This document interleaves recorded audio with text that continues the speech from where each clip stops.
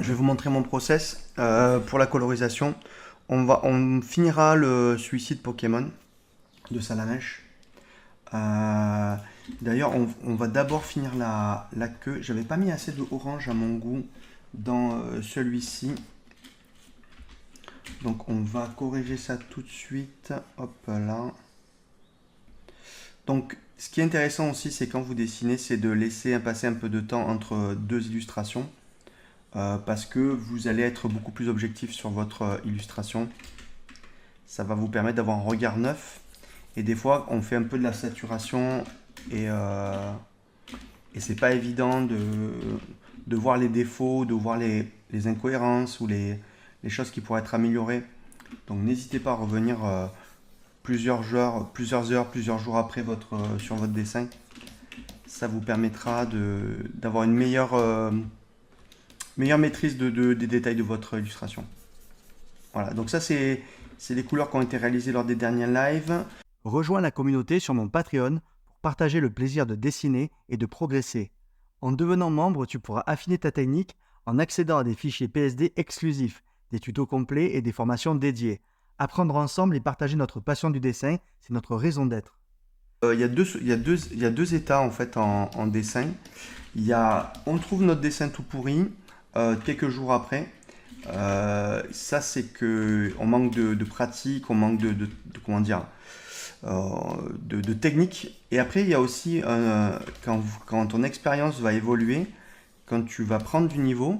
Moi ça m'arrive plus souvent de me dire oh là là j'ai fait quelque chose qui est pas fou. Et en fait je revois mon dessin quelques mois plus tard, enfin quelques jours, quelques semaines, quelques mois plus tard, et me dire ah non en fait c'était pas si mal, voire même c'était plutôt même bien.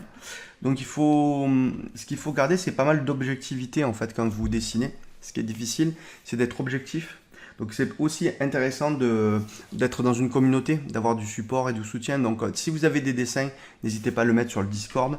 Je jetterai un œil, ça vous permettra d'avoir déjà un regard extérieur et objectif avec quelqu'un qui a peut-être de l'expérience et qui va vous donner... parce que des fois, on va s'accrocher à des détails qui sont secondaires et pas importants. Donc à vous de voir ce qu'il faut améliorer. Et surtout, encore une fois, d'ailleurs, on va le traiter dans la vidéo qui va sortir aujourd'hui. On parle des détails dans les dessins. Et je vous partage comment travailler étape par étape. Voilà, n'hésitez pas à regarder cette vidéo. Vous aurez déjà une partie des détails à l'intérieur. Là, on va modifier l'axe du bras ici. Hop, là.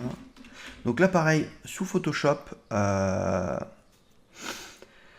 vous allez pouvoir faire une transformation manuelle qui va pouvoir être... on va utiliser le pivot avec Alt ici. Voilà, dans Photoshop, c'est comme ça. Et vous allez pouvoir, vous voyez, si je fais un point de pivot ici, mon bras va pouvoir vraiment tourner sur son axe. Donc ça, c'est sélection de votre tracé. Alt-clic et vous allez pouvoir définir un point de pivot. Donc là, typiquement, moi, je préfère que le bras soit un petit peu plus bas, ici. Donc, vous voyez, j'ai fait un point de pivot et franchement, j'ai quasiment presque rien à faire, quoi, on va dire.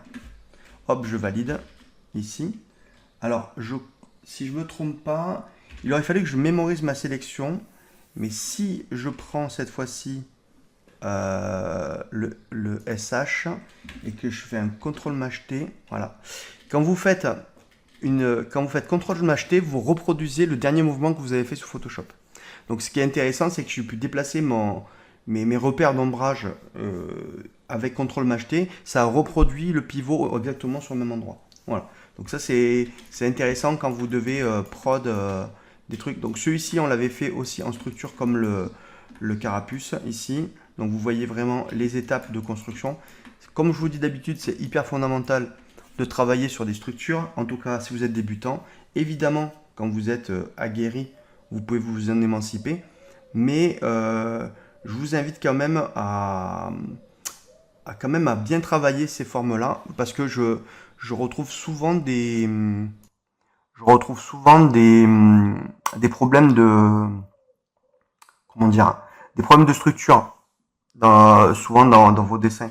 Donc, si vous voulez corriger ce genre de choses, n'hésitez pas à travailler sur les boîtes de structure. Je sais que je suis un peu lourd, que je vous rabâche toujours les mêmes choses, mais c'est tellement fondamental. D'ailleurs, si vous voulez avoir des reviews, on va mettre en place un système de review pour qu'on puisse faire des reviews en live, pour que je puisse vous donner mon avis, éventuellement reprendre certains de vos dessins si vous le souhaitez. Donc, on est en train de mettre ça en place pour qu'on puisse avoir un suivi de vos dessins. On va bosser sur le deuxième salamèche parce que j'ai de la demande tout simplement en tatou. Hop, CTRL D. Voilà, j'avais une sélection. Ici. Donc toujours pareil au niveau des brushes. C'est vrai que je vous avais dit, je vous passerai mes brushes. Je vais vous les mettre à dispo aussi sur le Patreon pour les abonnés. Pour ceux qui sont intéressés, pour ceux qui bossent sur Photoshop. Alors, pour information, les brushes que j'utilise sont aussi compatibles avec Clip Studio. Hein. Donc si vous êtes plutôt sur Clip Studio, moi je l'ai aussi. Ça m'arrive de bosser avec aussi. Donc elles seront compatibles avec Clip Studio dans tous les cas. Ouais. Donc là, j'ai bien vérifié que j'ai bouché tous les trous. Donc là, j'ai refait une erreur. J'ai travaillé un peu avec une brush un peu raide, un peu dure. C'est pas grave, on finira en digital painting. J'ai repris une brush plus souple.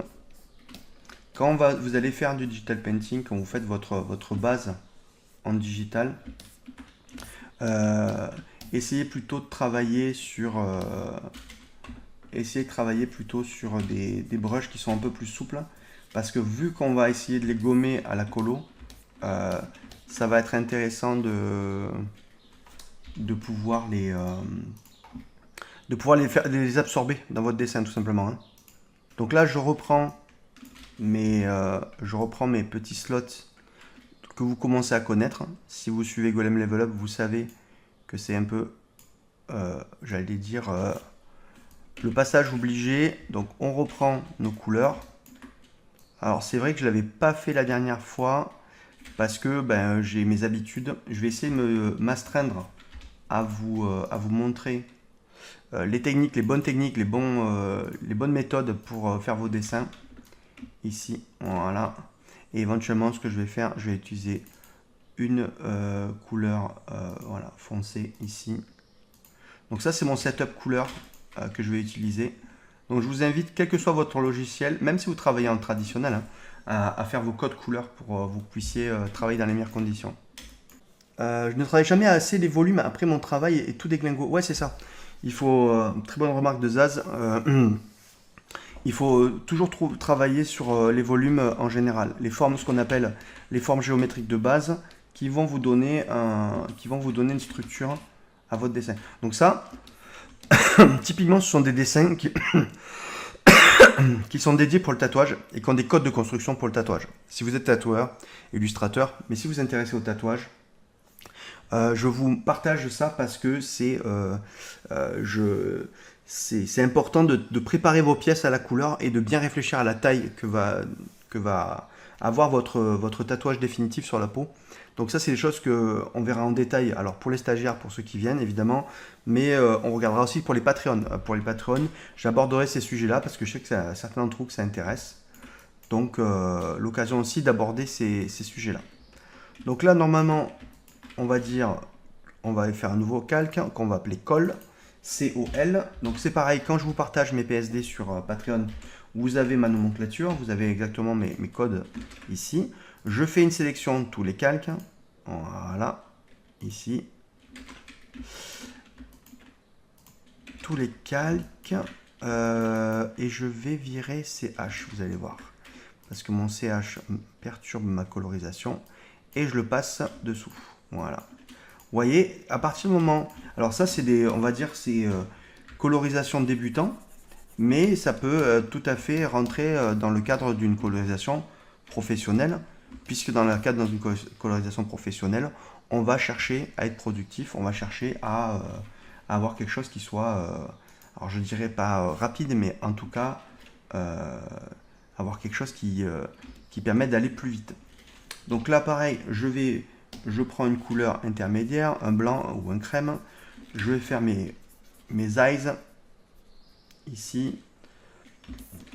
Pareil ici. Donc là, j'ai pas fermé. Donc, je peux fermer ici et après compléter. Et après, je finis la broche. Vous voyez, j'alterne entre j'alterne entre le remplissage et le traçage. Prêt à passer au niveau supérieur? Coaching privé, tips personnalisés, replay et masterclass exclusifs t'attendent sur Golem Level Up. Que tu sois débutant ou pro, je suis là pour t'accompagner dans ta passion.